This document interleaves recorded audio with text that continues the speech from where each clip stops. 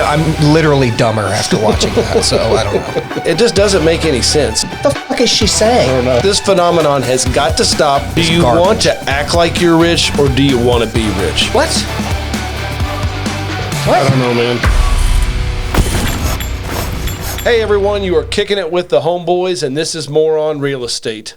My name is Clint Wetherell, and this is Scott Adams. So I hear we've got some good clips today. You want to dive right in? Can't wait, man. Let's go. So this first clip was actually submitted by Jesse Robertson, the one and only. All right. This is how millionaires buy real estate. Hi, I'd like to take a loan out to buy a rental property. Sure, but we'll need a 20% down payment in order for us to fund the loan for you. I'm actually only going to put down 10% for this rental with your 30-due and 15-year program. Okay, but why do you want more debt and less equity? Well, I know that the program doesn't have PMI, and with the other 10% I'm saving, I can buy another cash flow producing rental. Yeah, that's smart. You also get 2 cash flow producing assets, reaping all the benefits of real estate. Where'd you say you learned this from? I just followed this guy right here. First of all, thank you, Jesse, for submitting this clip. And if our audience has any other clips out there to share with us, please send them in. What do you think? Well, there's one thing I like before I just go off on a head full of steam on this, which is he's found a way to avoid PMI, which is always good because that's just money down the toilet. Correct. It's just private mortgage insurance, and it gets you nothing out of it. However, this is back to that trend of borrow as much as you can, take all the equity out of your house. It's just ridiculous. 10% equity, you should be okay in a market like correction, a small one, but what if there's a 30% pullback, a 20% pullback, and you lose your job and you have to sell the place? You're upside down. Everybody's taking this crap to the knife's edge. It's ridiculous. You're not painting the picture as good as I think you need to, because like whenever there's a pullback, it's not just a pullback in real estate prices. It's a pullback in overall financial health in our country. Tenants stop paying their rent. It's a whole cycle of events that happen, and if you're leveraged to the hilt, there's no way out. It's sweeping the country that let's leverage everything you can. It's about the number of assets that you have, not about the quality of assets. It's BS. Be very slow at what you do. Get a property, have some equity in it, stabilize it, then add more. Don't leverage your asset to the hilt just to get another one. It just doesn't make any sense. You don't make up for it in volume. What's the old cliche? I don't make money. I lose money on every deal, but I make up for it in volume. Yes, it doesn't work. You're going to end up bankrupt. It's this phenomenon has got to stop. It's sweeping the country because it's easy to sell. Like, instead of having one property, I can have 5. I get it. That's sexy, but it doesn't work if you're leveraged to the hill. Let's take this a step further. He's not just saying, hey, one property, I'll have 10% down, and I'm doing it just on this first one. He's talking about repeating it over and over. Right. So he's going to be upside down on 10 properties. We have seen this happen during pullbacks. We've been around through 2 market pullbacks, 2 recessions. Everyone who operates like this guy went out of business and is bankrupt. Every single one of them. We saw hundreds of people this happened to that were acting in this moronic way of over-leveraging, and they're all broke. So if you want to live under a bridge, hold a little sign up that said, I used to be a real estate millionaire. That's the way to do it. And if anyone gets upset with what Scotty and I are saying, keep following this advice, because when it does happen, Scotty and I are going to make a lot of money on all the houses that get foreclosed on. So anyhow. Yeah, I can't wait to own his houses that I pay 50% of what he paid for them. But you're an idiot. Yeah. Next up. The real estate market is set up in such a way that there's incentives for landlords to make living situations better. Exactly. It's a mutually beneficial relationship. I buy a crappy house, I fix it up, everyone else benefits from it along with me. People like to put a lot of comments about how evil landlords are. What are the things that landlords provide? I'll give you an example of the last house I bought. That house had a tree growing underneath the house. There's holes in the walls, like it was in bad shape. I, up front, put my capital on the line to make the house better.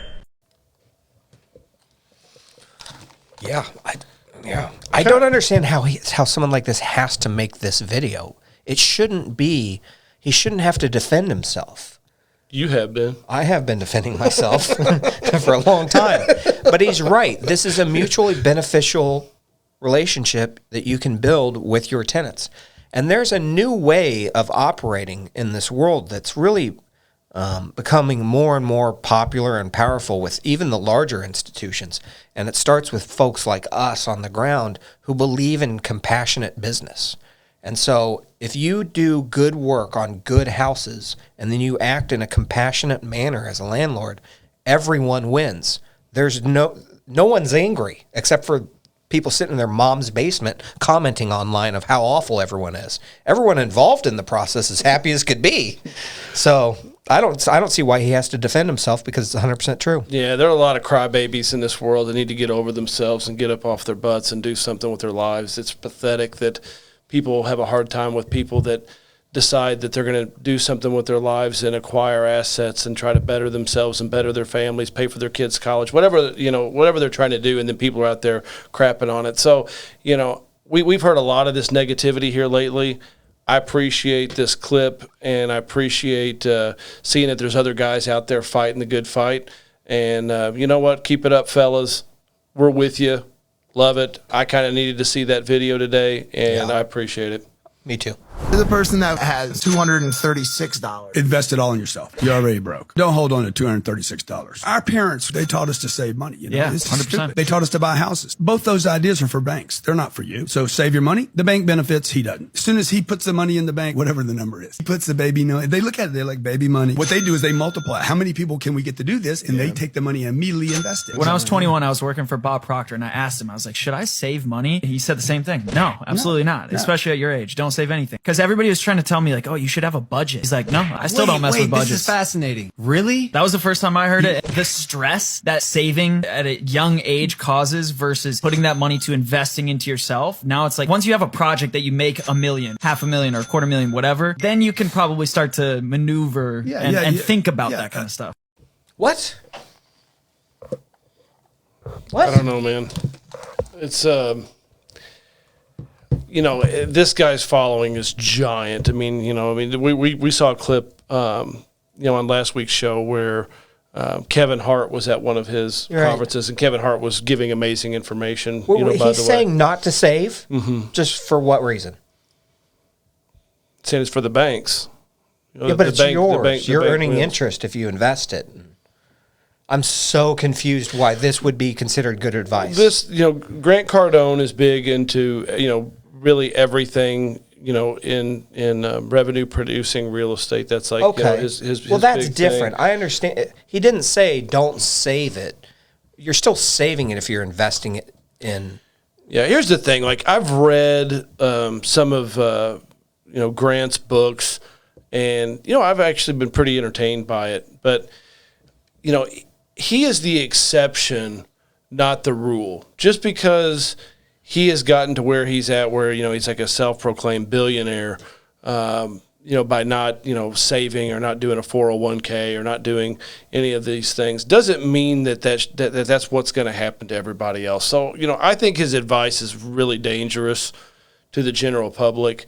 He's obviously a really smart guy who's, sold millions of books and has this, amazing conference. Kudos to him for what he's built. But I think, as far as reaching out to the general public and, telling people not to save, I believe in 401ks. I believe in IRAs. I believe in putting, money back.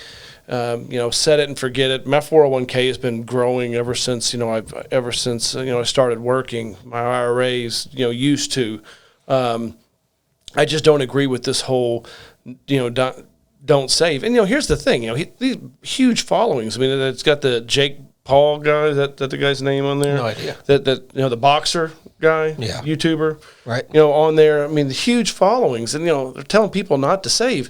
Well, not everyone is in the same position. Or they're someday going to make $500,000.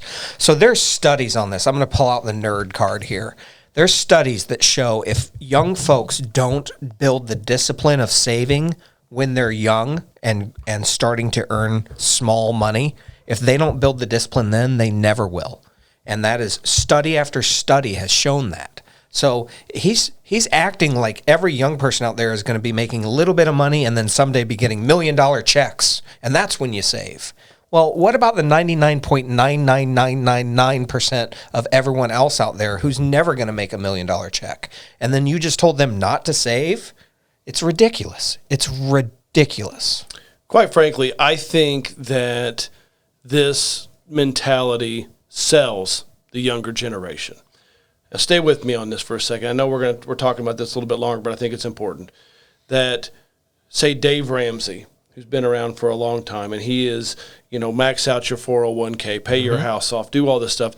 It does not speak to this young generation. Right. It puts them to sleep. It's boring. Yet people like him, we know a lot of people that adopt those types of philosophies that are the richest people I know. And they Dave seamlessly, Ramsey's. Dave Ramsey's, yes. Dave Ramsey type people, correct, that seamlessly go through hard times, recessions that you and I have both seen. We've done it. I think that this has become popular this way because it's sexy. The new generation likes this. Oh, I'm not saving. I'm just investing in myself, and I'm dumping everything that I can. I'm over leveraging myself. I'm doing this. So you're saying he's selling millions upon millions of books and all this other stuff. So are you saying that the younger generation finds the old way of going to a job, earning good money, saving it, and then being able to retire at 55, 60 is just not attractive to them? Right. And so this is what sells. Do you want to act like you're rich, or do you want to be rich? Yeah. I'd much rather be rich than act rich. Right. And to be rich, you follow someone like a boring Dave Ramsey. To act rich, you follow a guy like this. And this guy is getting rich. Oh, he's getting rich on education, on books, on selling you his ideas. I'm not calling him dumb. He's obviously smart. He's not where he's not gotten to where he's got today without being smart. And I'm not even saying that maybe his principles he's made them work. I'm saying that he's the exception. Yeah. If the masses are doing this, they're not going to succeed. So he wanted to buy a plane, a Gulfstream, and I have a friend who you've spent time with them too, who was in the midst of having a Gulfstream G650 built. And I don't know if I've told you this. And Grant Cardone went to Gulfstream and said, I'll write you a check on the spot. I need it now. Well, Gulfstreams take a long time to get built. They offered my friend $10 million to take his spot in line in order to give Grant Cardone a I've seen a clip out there with him talking about going to Gulfstream in order to save taxes or something. I don't know. Don't quote me on that. You know who they called. You know who I'm talking about. I do. But anyhow, I mean, we've got a little long-winded on this, but I think it's important. I think it's very dangerous. I don't agree with it.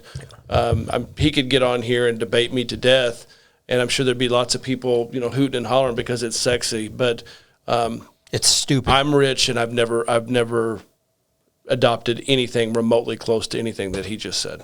Everyone I know who's adopted what he has said is broke. Everyone I know who has operated the other conservative way has real wealth, true wealth, and I know a lot of them.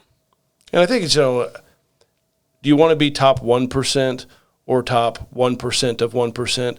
I don't know. I think shooting for the top 1% of 1%, you end up leading a pretty empty life anyway. So I don't know. It's just not for me. So next.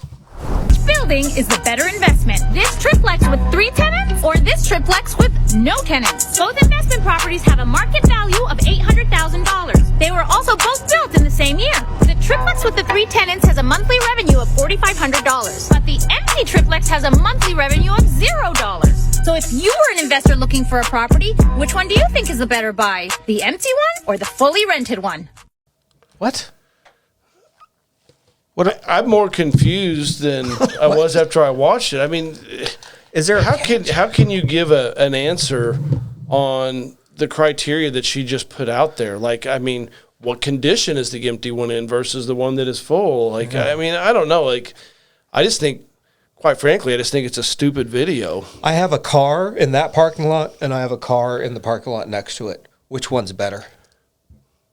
Which one's better? That's the question. Right. I mean, there's no info. I don't know. I mean, is she saying that the one is under rented and so the other one is already fixed up or could be fixed up and generate huge cash flow? Possibly. I mean, there's no. Or are you stuck because the $4,500 revenue producing one is way undervalued? It should be $12,000 a month, and you get the opportunity to fix up the vacant one. And I don't know. It just there's not enough info to make a decision. So it's weird. It's just she just put some words together and pointed at two similar properties, and then what? I'm literally dumber after watching that. So I don't know. What the fuck is she saying? I don't know. What is she saying? I don't know. I've got a house here and a house here. They're very similar. One of them's tenanted, the other's not. Which one's better? Which one's better? What you just asked. That is Moron Real Estate for this week. We appreciate you tuning in. We've seen a revolution sweeping the country with a lot of bad advice. Stay tuned. The Homeboys will break it down for you. Peace.